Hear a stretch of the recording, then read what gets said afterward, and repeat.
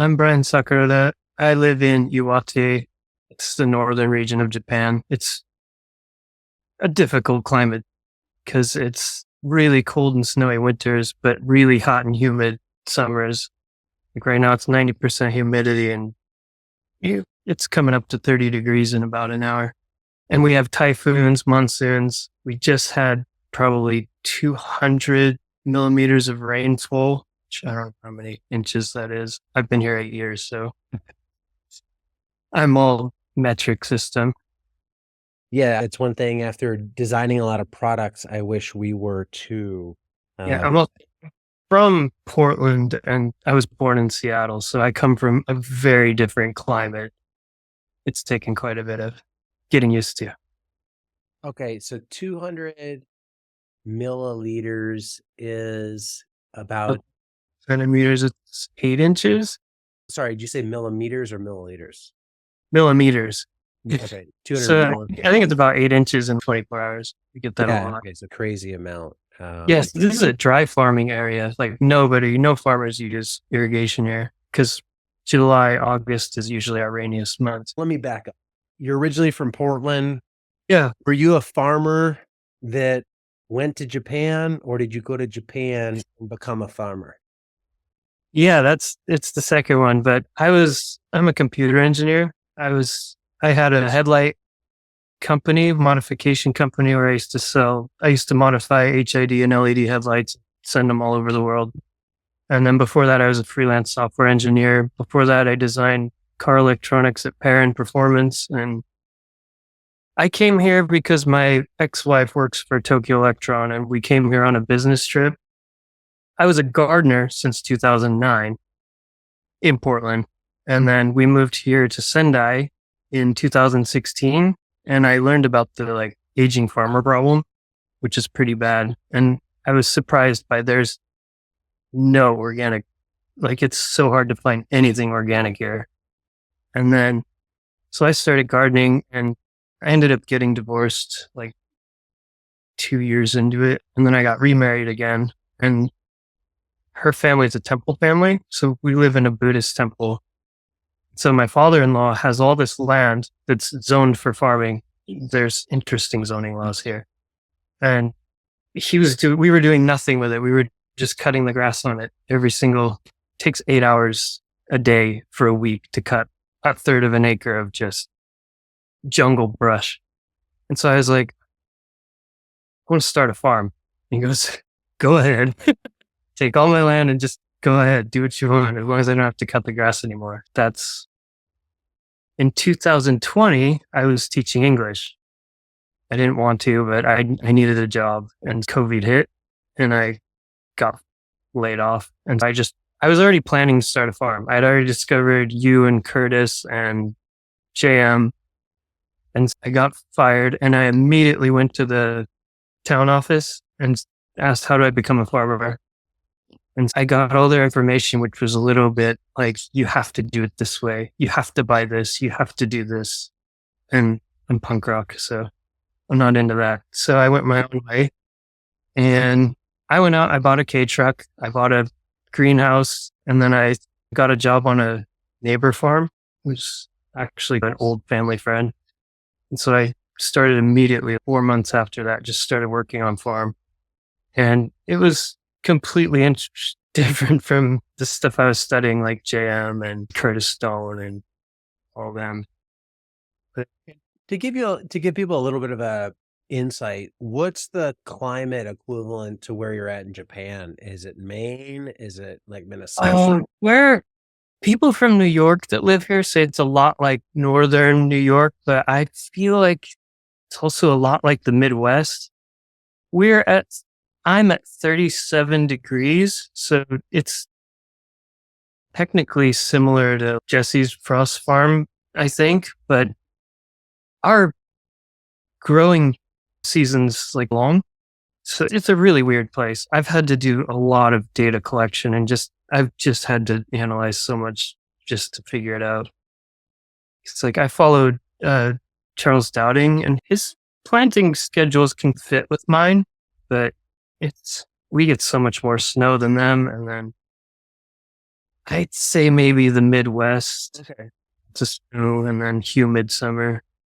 All right. So challenging growing environment.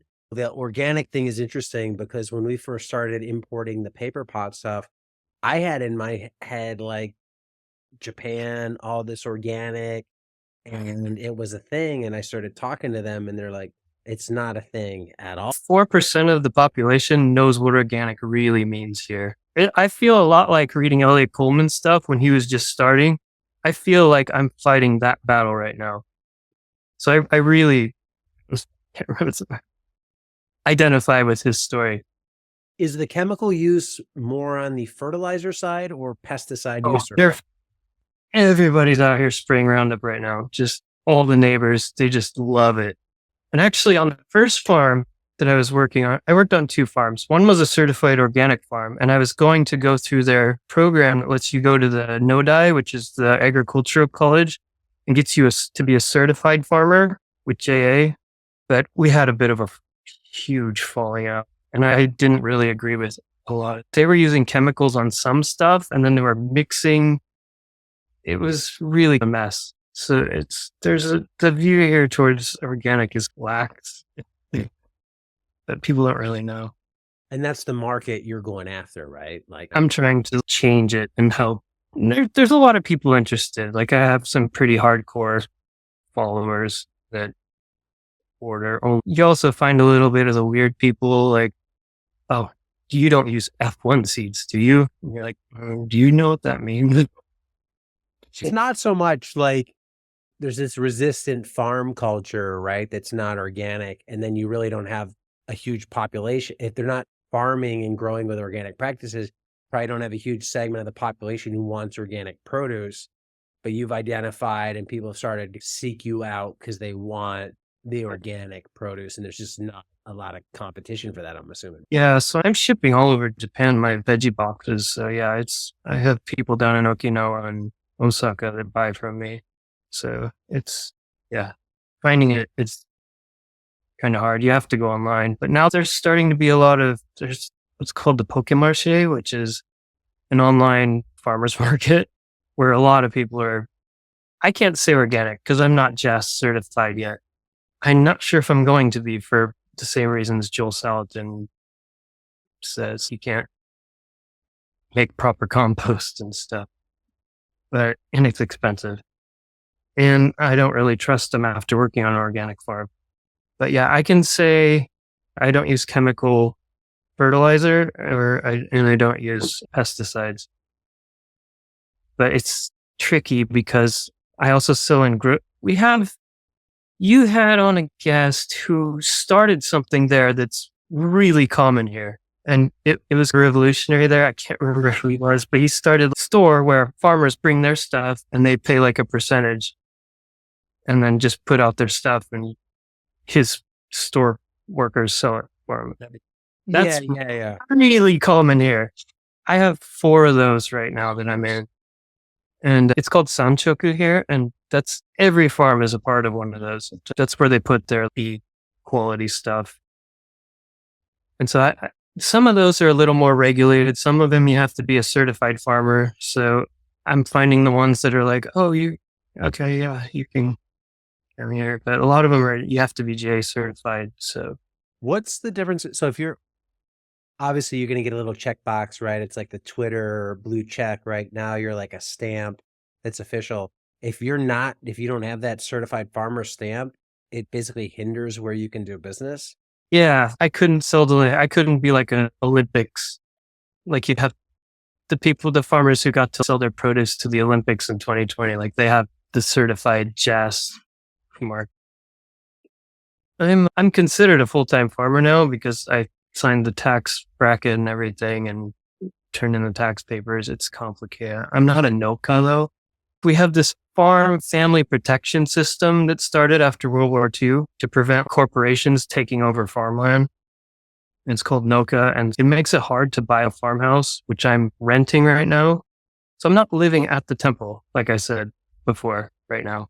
I'm living a little bit off of it, 5 minutes away, renting a house because we had it remodeled and just liked being away from the parents. So Yeah. rich thing over here. Plus, it's a rice farming house, so I have some extra farmland I can use. So I have to buy this place, but it might get tricky because it's a certified farmhouse. But we'll cross that bridge when I get to it. Yeah, a lot of figuring out the bureaucracy of it. When Yeah, it's really complicated.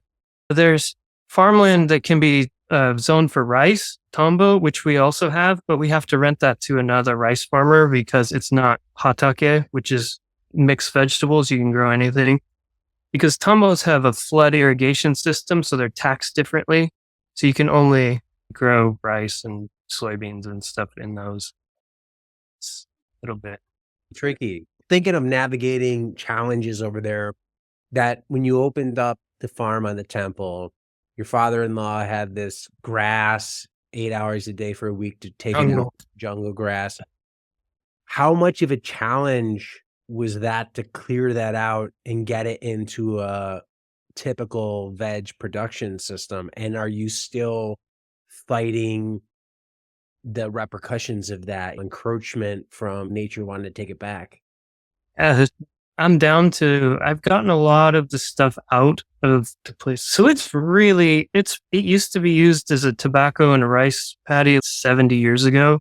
A lot of my stuff, I don't know if it's ancestors or rented land, but rented out to other farmers. But so it's 70 years. It just sat, chop and drop. So the soil is really thick clay in a lot of places, but I've worked in I started out doing the thick compost and everything, and I got a lot of I got about 6 tons of free compost from that second farm I worked at. So I just spread all that. And so I'm 100% no dig as of this year. So I've gotten to a place where most of it's pretty good. But yeah, the enroaching, everything's a vine. So like I have this horrible grass that it doesn't just throw down seeds. It reaches across and then seeds and then roots and then reaches across again and then roots, and it'll go over anything. And then, but a lot of our weeds are good. Like you guys sell them as specialty crops like shiso and myoga and all that stuff just grows here. Wasabi. How has no dig been from a farm management standpoint? I'm sure people listening to this, they know what that is. They've heard the benefits. It's one thing to say, hey, I like the ideology of it. When you get to the actual management side of it, have you found it to be deliver on that promise as much as the idea? Yeah. So, because I'm in my 3rd season full time. I started developing the land 5 years ago now. And my first beds are just amazing. And they're so easy. If anything does get in, it's so easy to just pull out. Like I just did a potato rotation through them, and the potatoes, it's no machine needed. They just pull right out. And it's really hard to even till it because if you go down too much, it's really swampy. I have a really high water table right at the bottom of a mountain. And so all the water just gathers. And so using a tiller, even mowing over it's just really, you can't take machinery on it.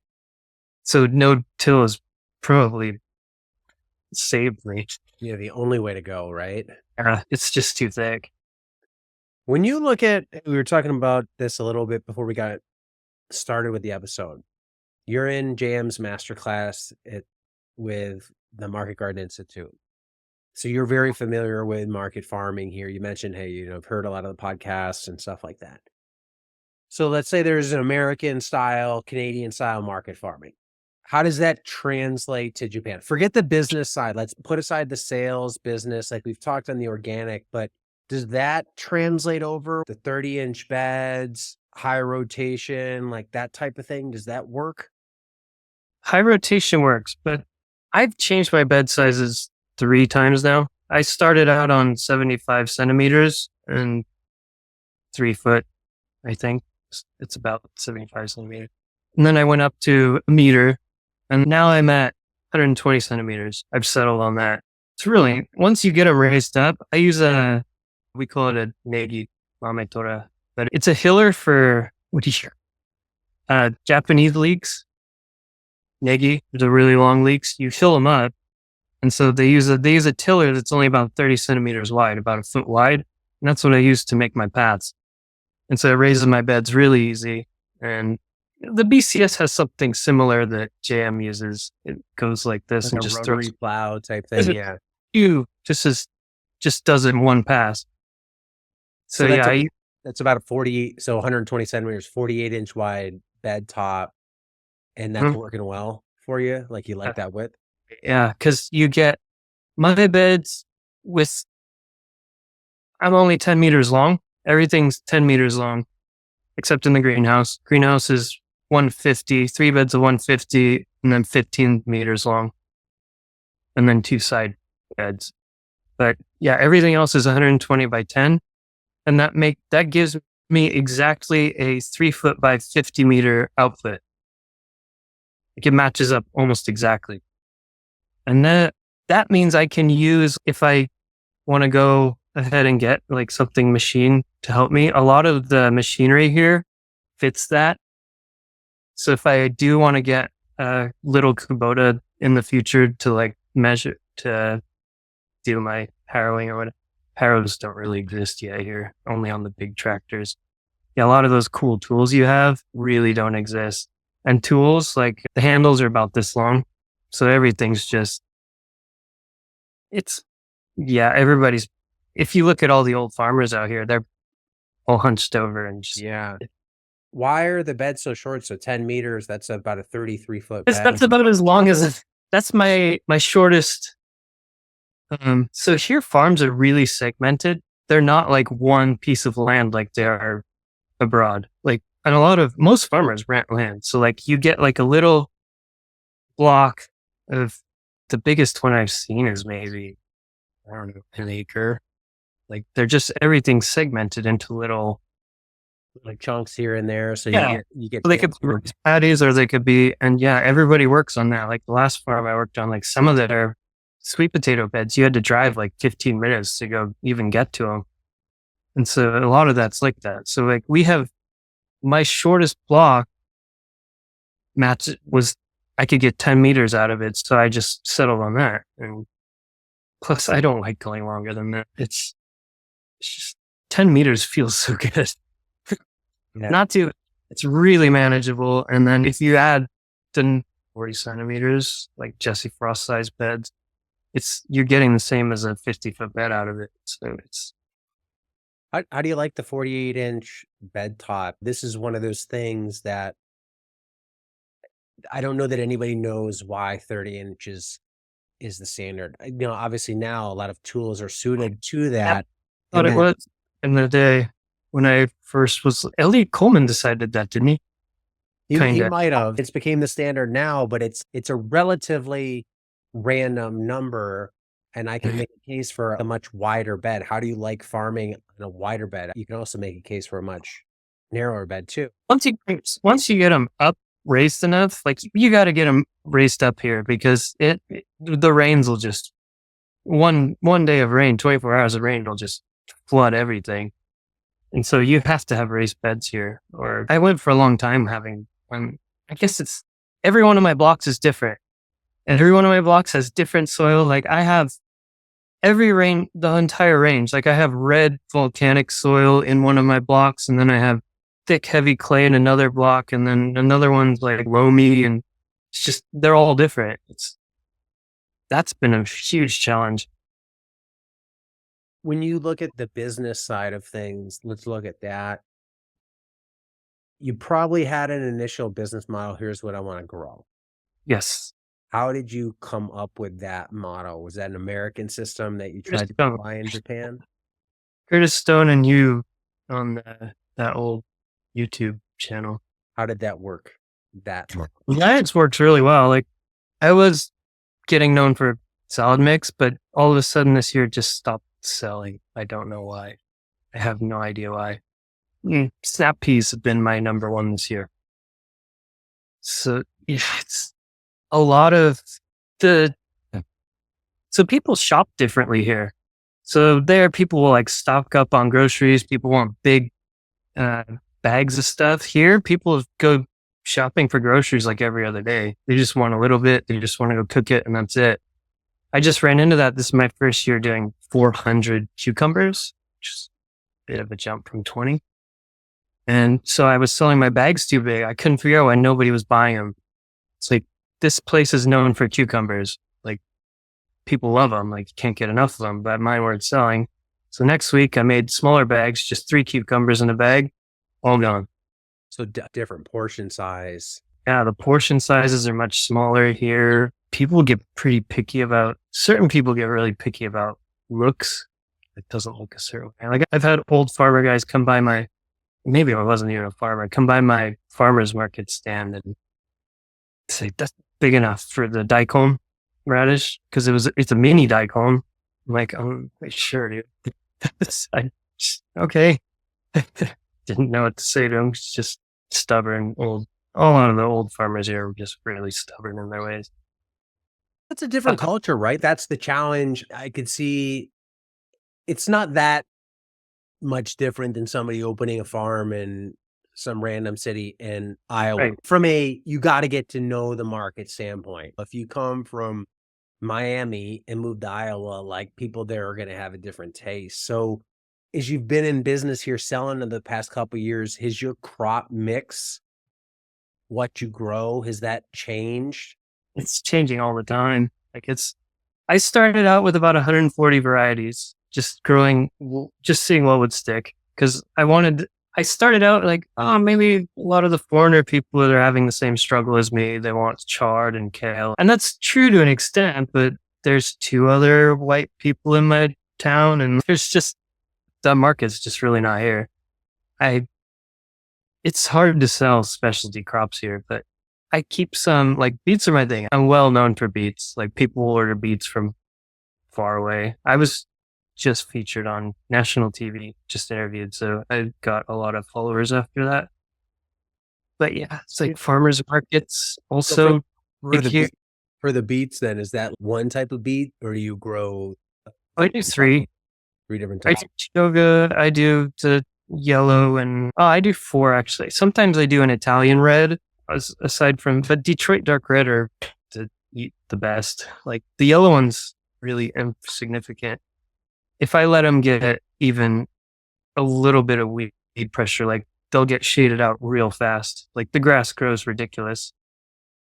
It's too fast, and it'll just shade them out really fast. So beets are a little bit hard to grow here, but I got pretty well known for them. So I got a smoothie contract the first year. So I was selling to a really famous smoothie manufacturer. So that worked out, but I'm not doing that anymore. I'm more of selling a lot to a guy who he's doing he does a Sanchoku truck. He made a little K truck that has just Sanchoku, just sheets, and he goes around picks up veg from the farmers. His parents are actually farmers, but he said, I suck at growing. I can't grow anything. So I'm just going to sell it. I'm good at selling. So he gets a lot of his work. I've been with him for 4 years, and he'll negotiate with restaurants. He'll take my stuff to restaurants. Like, he's my number one Samarzano. He'll do negotiations with them, and then he'll just take my stuff out and go sell it all over. Just does a big loop around in his K truck. Does he buy straight up from you and then he just marks it up, or is he like get a commission? Oh, he's just one man. He just started. He's doing well enough. He can now hire people, and he's over. So there's 2 ways you could sell them. Like, he takes your stuff, and if he can sell it, he keeps a percentage of the sales, or he just buys. No, he's straight. Yeah, he's not moving faster. You find more people like that, but it's a relatively new thing here. There aren't many people like that.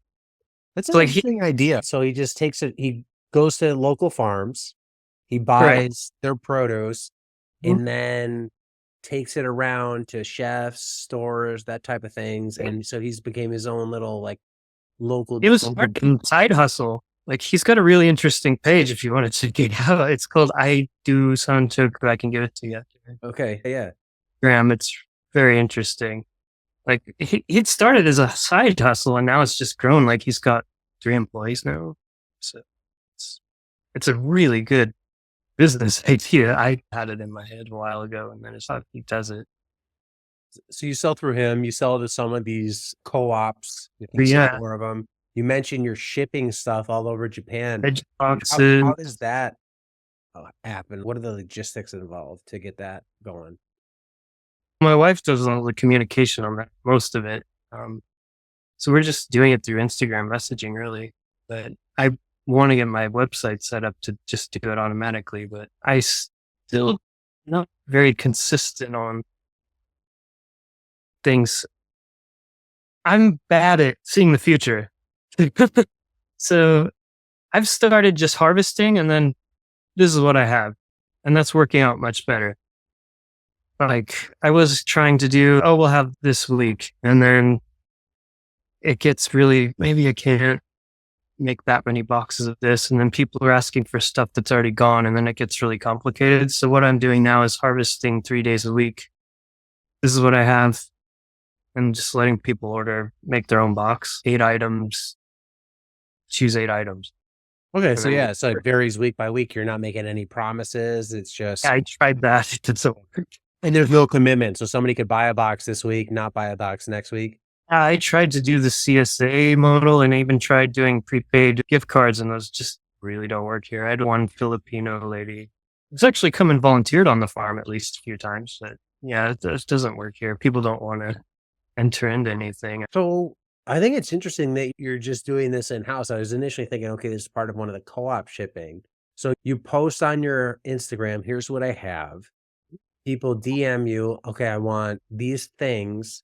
Your wife ships it out. So the economics are robust enough to just enable you to ship produce around the country like that? Because produce, we ship a lot of stuff. So The country's only size of Oregon. yeah, but still, they're like, it's a relatively heavy box for Yeah, not a lot of value. you can get up to 500 kilos. Most of the boxes are around Yonsen, which is, I don't even know. It used to just translate over to $40. And then we have a business account with the Yamato Cool Shipping. So we get a discount on shipping, but I don't, so I can offer cheaper shipping, but that's all included and people are willing to pay for it. So they buy a box for X that includes the produce and the shipping of it. How much is a box about US? About $35, I think. 35. How many boxes do you do a week? I do 10 to 20. Okay. Just, I'm not really, lately my wife's been really busy with her own, she has a massage business. So she's been trying to work on that. So I'm a little bit not too worried about veggie boxes.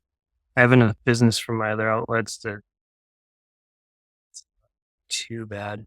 But I have some really strong veggie box customers who'll buy like 2 at a time. So I can just, that's easy. It's nice. Or they send them to their friends. So they'll buy 3 and then send one to their friends. So when you're harvesting 3 times a week, you have some amount of stuff. Where's priority go? You have the veggie boxes, you have other outlets, you have the guy in the K truck, you have the co-ops. Who gets the first dibs?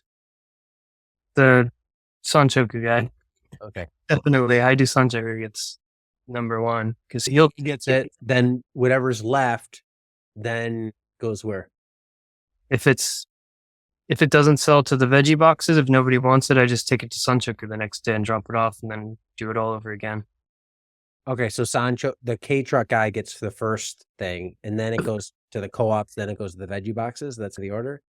Veggie boxes first if nobody wants it, because those are easier. It goes in levels of how long it takes me to pack it up. So he'll just come and he'll take 20 kilos of potatoes at a time. So that's easy, box of potatoes. So he's number one, plus he's a third of my income outlets. Him first, and then next, what's left over, I'll try to sell it as a veggie box. And if nobody wants a veggie box that day, because they're really unpredictable, then I'll just pack them up the next morning and take them out, drop them off at one of the 4 Sanchokus. And then events here, I'm down to only one event. Farmers markets aren't big here. They're really small and really short, but they're not too bad because it's a lot of people who are really into that small farmer stuff.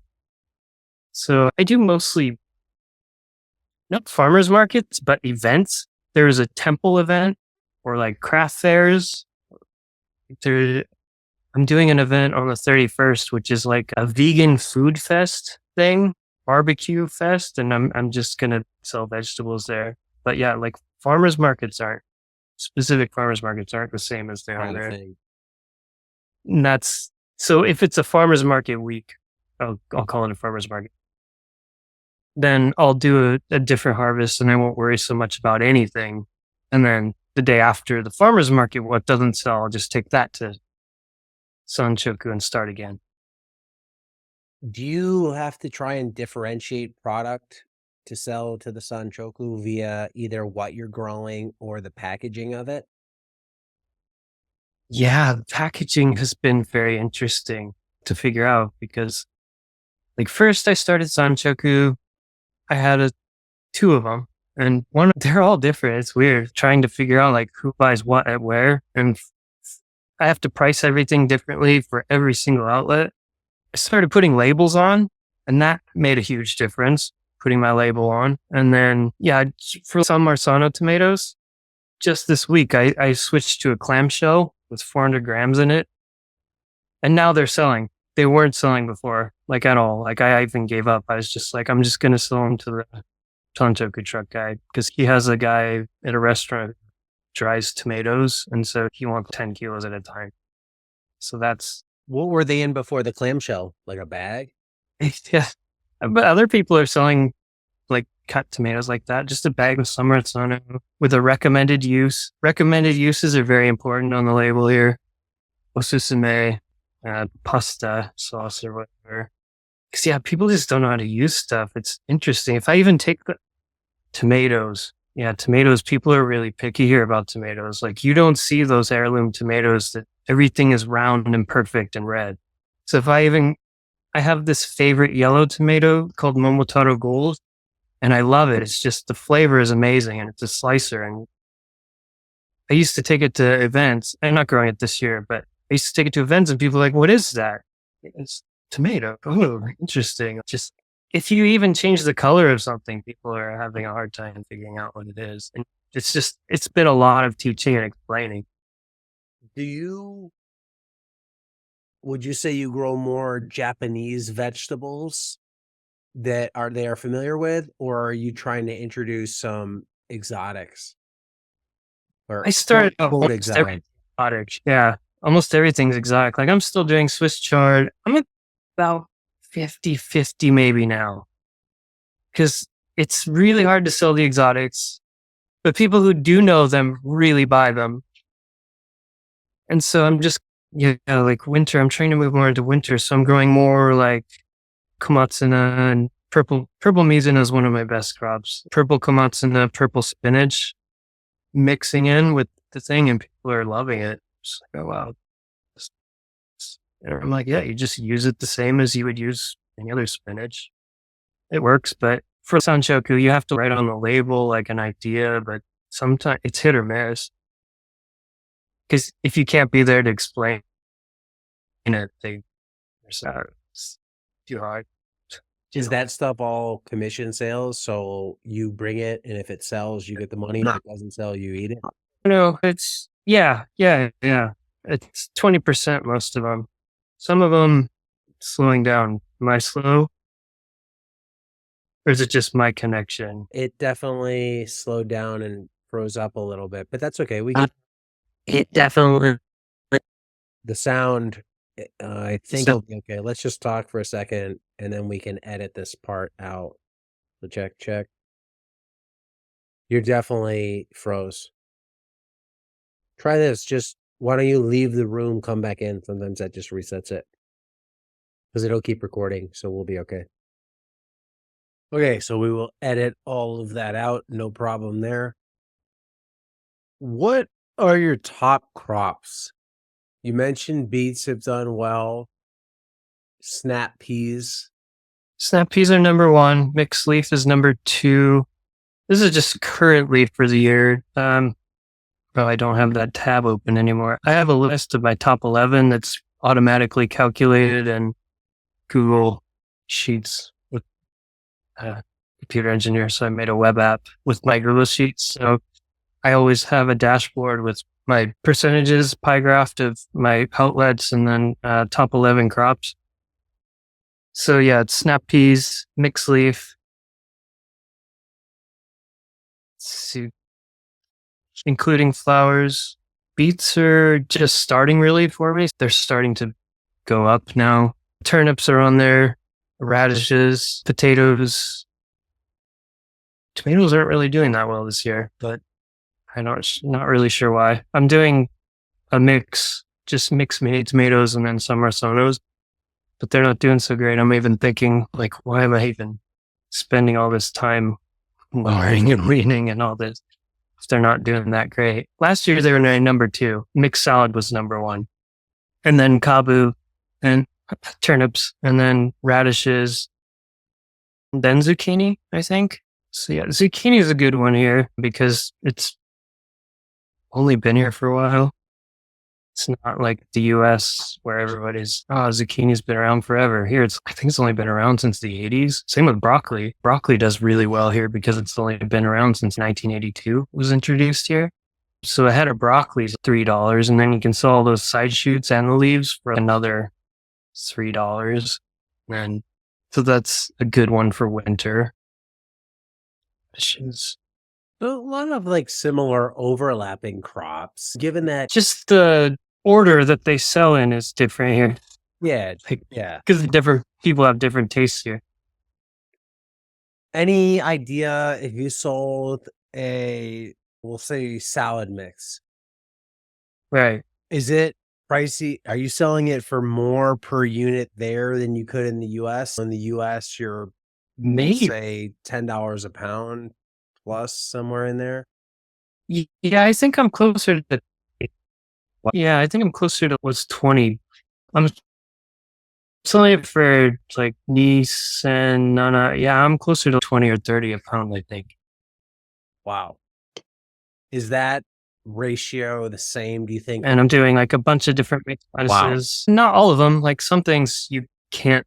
I tried the 2 for 5, 3 for 1 for 3. And actually, the 5 works really well here because it's a small bag, and 5 for 1, and then 3 for 500. That works really well here at like events and stuff.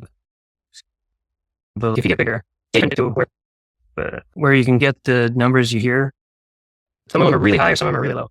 Like beets, I think are much higher here. I just think we're over 10 a pound. I don't think you can get that in the same. And then like in your corn here, you can sell that for $4 to $7 each. I think you froze again. We'll edit this. Edit. I'm not sure. I was stuck. Hang on here. Let me just cue this back up. Okay, we'll edit that gap out. So where we were at, and we can edit this part out, I'll just let you get into it, was salad mix here around $10 a pound. Where are you in relation to that in Japan and some of the other crops? So for salad mix, I'm getting about $20 to $30 a pound, I think.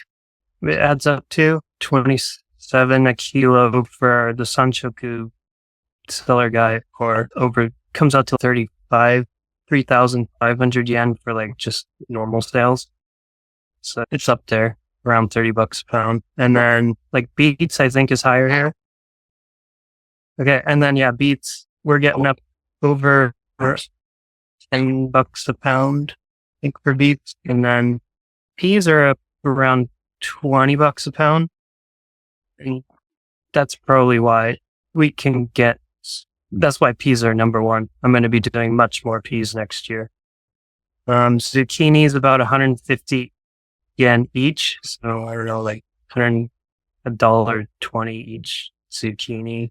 Flowers, you can get about the same. And then corn you can sell for $5 to $7 a year. It's a specialty crop here. It's not a commodity. Hearing that, couldn't you just grow a bunch of corn? Obviously, there's some limit on how much you can sell. I have bears. I got bears that took it from me 2 years ago. So I had this great corn crop, and I didn't get my electric fence up in time, and the bears took it all. So is it hearing those prices, you think, okay, they're high. Can you make a Yeah, living farming there, or are your costs proportionally high? So it's one thing to sell corn, or let's go back to salad mix, $30 a pound for salad mix, but your cost could be triple what it is in the US. Like, how do the economics of all this work? Higher margin or higher sale price, I should say, not necessarily higher margin. How does that reflect into your actual margin? a bag of salad mix seeds that'll last a year is about $4. Okay. So So let's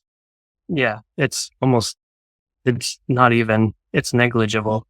If you wanted to do like pelleted seeds and stuff, like you could spend a lot more, like 3 times more on seeds, but like you get a huge amount of seeds in a thing. And beet seeds are expensive. Beet seeds are very expensive to the point where that margin's not very good, even over $10 a pound. But if you can get them with the leaves on and everything, people will pay like 100. They'll buy one beet for $2. So some seeds are really expensive here because they're hard to find and they're hard to get. And then tomato seeds are very expensive. And they're very highly government controlled here, so it's hard to get imported tomatoes. So we have these really just perfect round. We don't have anything interesting as far as tomatoes go. But yeah, that, like, it sounds like you'd be crushing it. Is that the case or not the case? it's hard because this is third year and still just trying to figure out March. But theoretically, I can probably crush it next year. Whereas with all the data I've collected over these last 3 years, thing is, I'm not terribly motivated to crush it because as I said, we're a temple family. Once my father-in-law dies or retires, my wife is the next in line to run the temple. We're killing time until then. So I'm trying to get it set up to a point where I have my processes in order so I can just hire people to run the farm for me, because I'm going to have to be working for the temple also. So I'll have to go more into part-time. So I'm working really hard to just get things set up to a point where somebody can take it over and work for me, try and find an apprentice farm manager. So if you look at everything you've done, like, what are the strategies that you found out, or I'll say loopholes, even though they're not loopholes? Like, how have you hacked this market to say, if I came to Japan and you said, all right, Diego, you're going to do market farming, here's how you're going to do it, do these things, and assuming you can grow, you should do really well in Japan. What are the keys there, you think, to succeeding, given what you know now? Work on a farm for sure. That was absolutely necessary. Like, I've been growing since 2009, but if I hadn't worked on a farm, it would have been 2 farms. It would have been really hard to figure out. Like, that helped a little bit in navigating the markets and learning like how things are done here, because how things are done here is very important, like, to a lot of people. So you have to know like how the other farmers are doing their things here and be able to talk about it. So it's important. You have to know the language. If you're going to try and farm here, you've got to learn the language or hire somebody that is fluent. Like I have my wife, so she helps for that side of things. But that's pretty much, I do everything else. Like, the rest of it falls on me. And so finding land's not hard because most farmers rent land here. And there's a lot of just abandoned land. I've heard a lot of farmers saying they just farm land. They don't even know who owns it. It's just been sitting for so long that as long as it's zoned for hatake, you're good to go. But yeah, you can renting land's nothing in here, especially with so many old farmers. There's just lots of open land. Buying it's a little more difficult. I don't know what to tell people on that because I haven't tried it yet. But you need to go straight to this town office and find out if your land is zoned for garden or rice paddy, and then get yourself a K truck and a high tunnel and good to go. That's really all there is to it here. It's not that hard. But from the They try to market make it. side, what from the market side? Like, what are the unique things you think? I'm hearing the reason I ask is because I'm hearing really high prices for some of these vegetables. So my mind says, let's just grow these things, put them into the market stream. And if you can keep your costs down and grow them consistently, you do really well. What's the flaw in that? The getting started part is that I did this. I'm like the canary in the coal mine here. I feel like if I want to write a way to teach people how to do this, actually, I did a lot of stuff that probably I didn't need to do. Like I went out and I bought containers for cooling, and I'm moving stuff so fast that I've never used it. I just use coolers for a day and everything's gone the next day. Like Ben Hartman's doing now. Like just, you get your, keeping costs down is easy if you know how to do it. Yeah. You don't really know what you're doing and you're just like, you listen to The Office and you listen to what people on the US are saying, you need these tools, and then you end up with a lot of tools you don't end up needing. But I am glad in my first year, I bought the paper pot. It was a challenge to get going in this soil, and I almost gave up second year, but then I started using it the third year second year full time. And that's making everything doable. It's there. Yeah. So that's one thing I would recommend. The paper pot, having a high tunnel is pretty important because it's so humid here. I have 2 tie tunnels, but I would buy them used. I bought my first one new and it's only 13 meters long and it's 0.4 meters wide. So it's small, but now I'm using it as a seedling greenhouse because I got a much bigger one that I got free from a rice farmer, an retired rice farmer. I got it free, but transporting it cost me a bit. And that one's 7.2 meters by 18 meters. So yeah, you can find free used stuff here is almost free. There's not high value at finding stuff. So you can go to a used farm store where they just have tractors and just all that stuff. All the small farmers, like in the growing for market, they recently did a tour of Japan and you can find a lot of that stuff for like dirt cheap. That's where I got my Mametora, and that's where I got I still have a tiller. I just haven't been using it this year. And a mower. But yeah, you don't need a lot of stuff to get started here. I could have done it on probably a quarter of the budget that I did it on. That's where I went wrong. What enables you to get those prices? Is it you're the only one growing that crop, or are you the only one growing it organically, or is it you figured out the market streams? I'm just following I look up online what they're going for like around the country and just pick something around the median. Yeah, they're just stuff like that's higher here. Like beets is rare.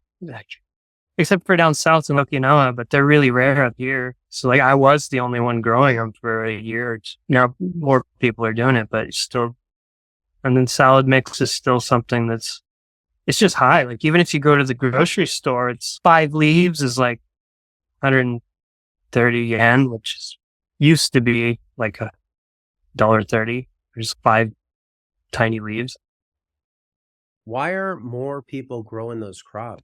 Because that's the thing is that if you do try to do farming with like under JA, they choose what you grow and they tell you how to do it. Like I have a rice farming calendar down there and when you have to apply these things and when you do. If I had gone that route, if I would have gotten the grants and everything, I would only be able to grow cucumber. That's all I could grow here because I'm zoned for cutie. So all my neighbors that aren't rice farmers are cucumbers because I'm in the cucumber section and they patrol. Like you see them driving around patrolling. They'll ask you what's growing in your field if you're under their jurisdiction. So by playing outside the system, you get the freedom to grow what you want to grow. A lot of people don't know you can do that. They make it that oh, you can't do it that way. And they try to tell you you'll be blacklisted. We call them the Nogyo Mafia, JA, which is the farmer mafia, because they control it. They control everything. Are you limited by how much you can sell within reason, right? Everybody would want to grow unlimited quantities, but that's not realistic. Like, I know there's Nope. some crops that just don't sell well now. Like you said, you're struggling with tomatoes, but when you find winners, can you just sell it all, move it? So it's not a outlet problem. You can just keep feeding the machine. No, winter's my favorite. I just don't have enough high tunnel space yet to get it going. That's my best time. That's my salad mix season. Like I can sell like 6 kilos a week to the Sanchoku guy. He'll take up to 10 kilos. It just, once it slows down, celery is a good one for winter for me. Cause celery here is about $1.50 a stick.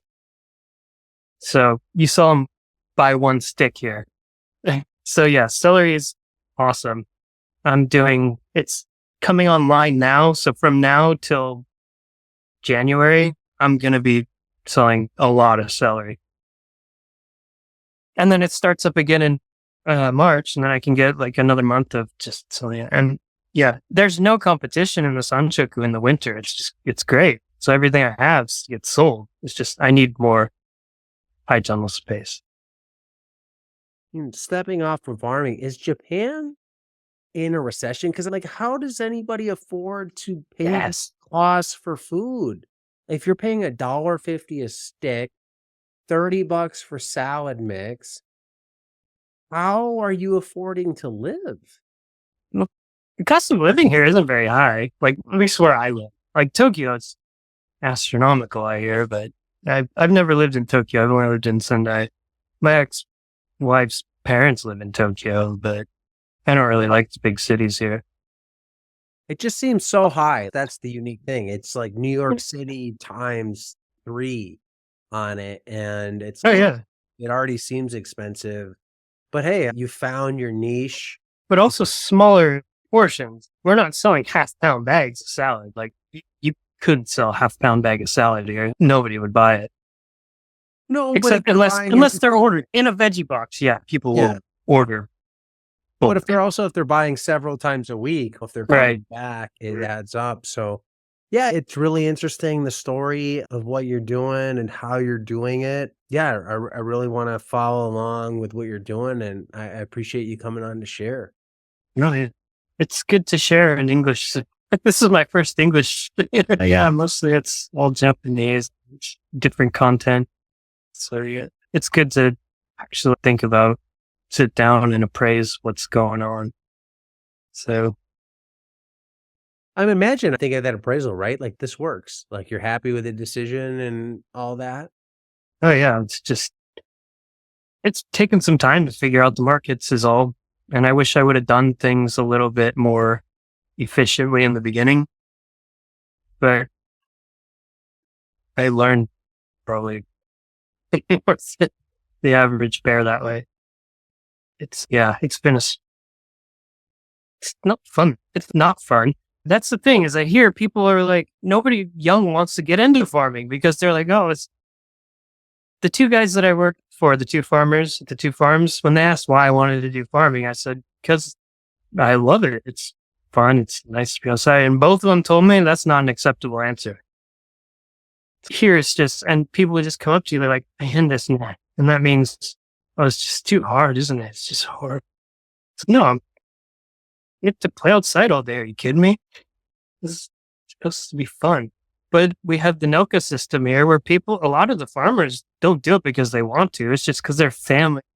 And most businesses, like our temple, we just have to do it because that's what the family does. You just do what your family does. It's expected that if your parents are farmers, you're going to be farming when they die or want to retire. There's a couple of interesting younger girls in town that are starting to apprentice on farms and stuff. It's out there. There's a no-dye, there's a college, and there's an agricultural high school here. I might try and get some volunteers from there. Where do you see the But farm yeah, in 5 years?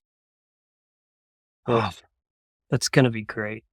Like, hopefully, I'll have more high tunnels. Everything will be running smoothly. This is the year where I feel like I'm really on getting on top of it. Everything's starting to just click. Like all the processes that work.